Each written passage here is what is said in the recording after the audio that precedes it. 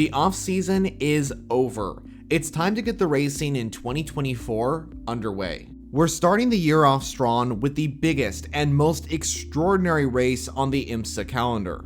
So sit back, relax, and let me take you through the race preview for the 2024 Rolex 24 at Daytona.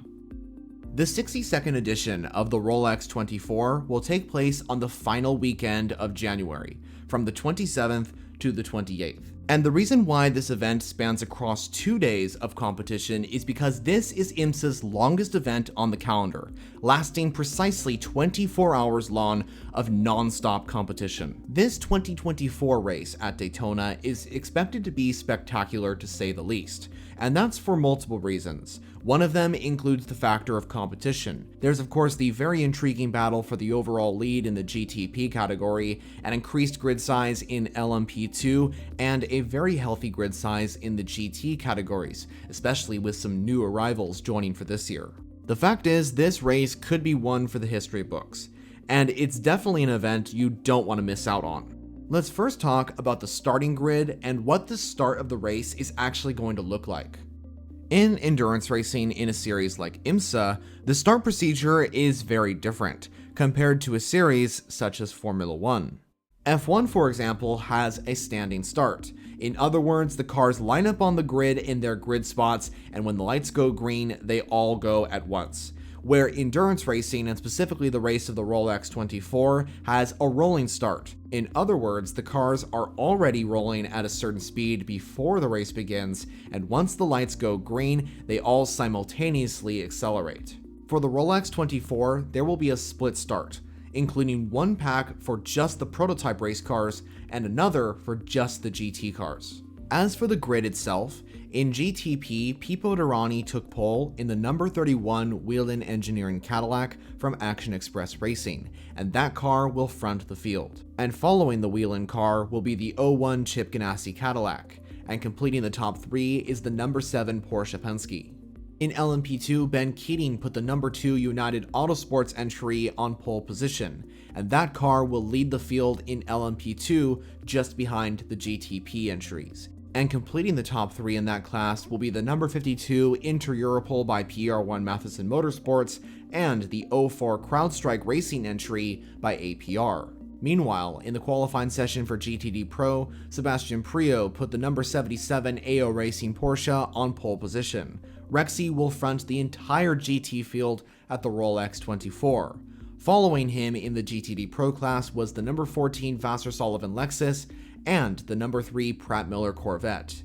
Parker Thompson put the number 12 Vassar Sullivan Lexus on pole position in the GTD class, and that car will start third in the overall GT ranks. The top 3 in qualifying in GTD was completed by the number 86 MDK Motorsports Porsche and the number 66 Acura from Gradient Racing.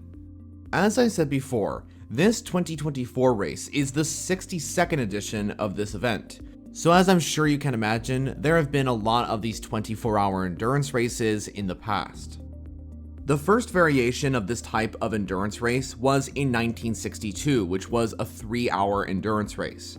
This was 4 years after the creation of the Daytona International Speedway in 1959. But the first ever 24 hours of Daytona, also referred to as the Rolex 24 due to the current title sponsor, was in 1966. The first win of this event went to Shelby American Incorporated, with Ken Miles and Lloyd Ruby driving a Ford GT40 Mark II to victory lane. And since then, many races have taken place at this track, but one manufacturer has dominated over the rest, and that is Porsche.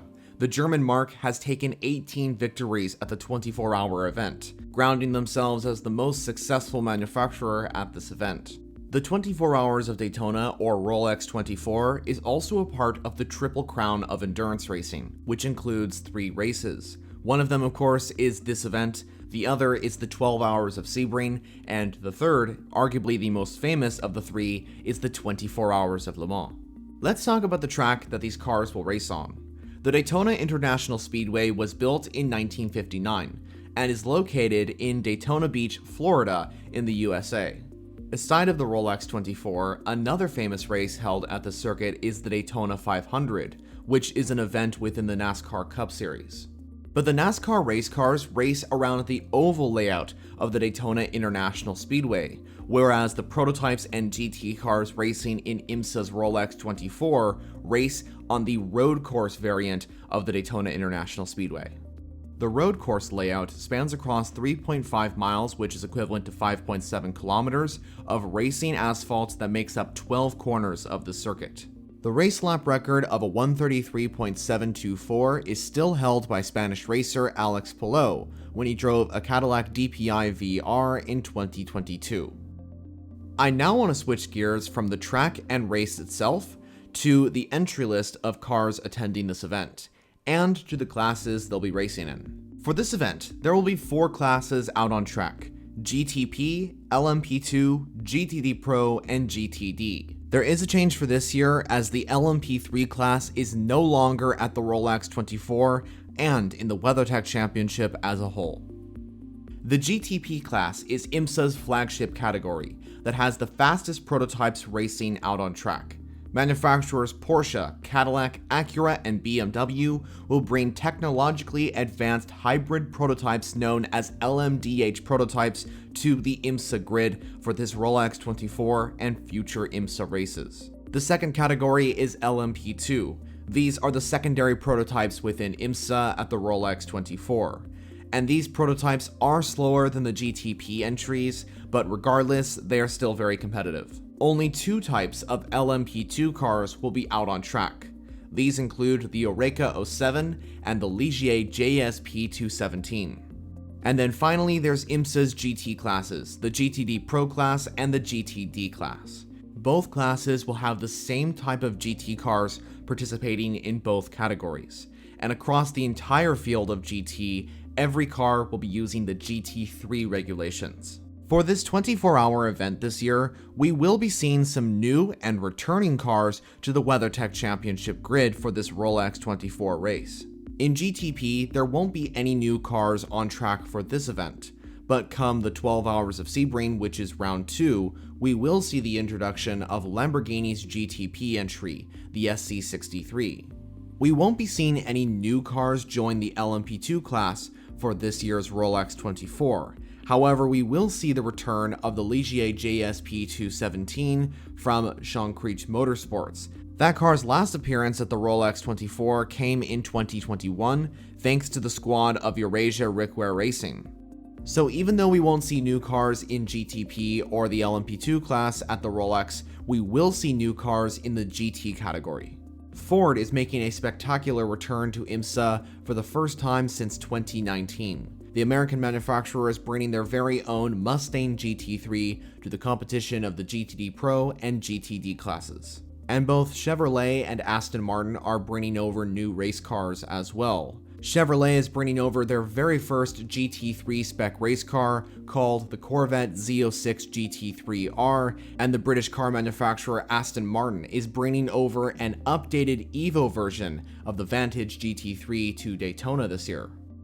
As for the entry list for this year's Rolex 24, the GTP class has 10 cars out on track. LMP2 has 13, GTD Pro has 13, and GTD has a very healthy 23 cars out on track. These entries combine to create a 59-car grid for this year's Rolex 24 at Daytona. Across this 24-hour race, each of the 59 cars will be competing for victory within their class. And that's the interesting thing about endurance racing, and specifically the Rolex 24 at Daytona, because the fascinating thing is, there's not just one race going on, there are multiple.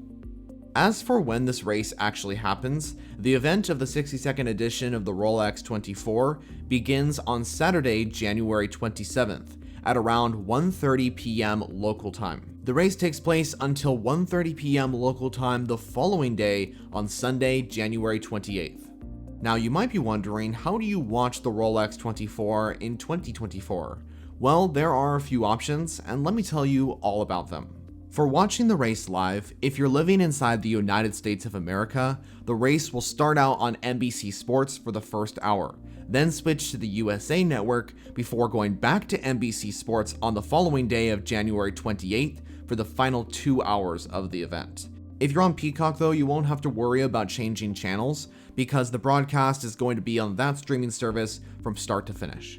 As for all my viewers outside the US, you'll be able to watch the race from start to finish on IMSA TV. This is also an IMSA broadcast. You can also tune in for the Rolex 24 on IMSA Radio, which returns for 2024.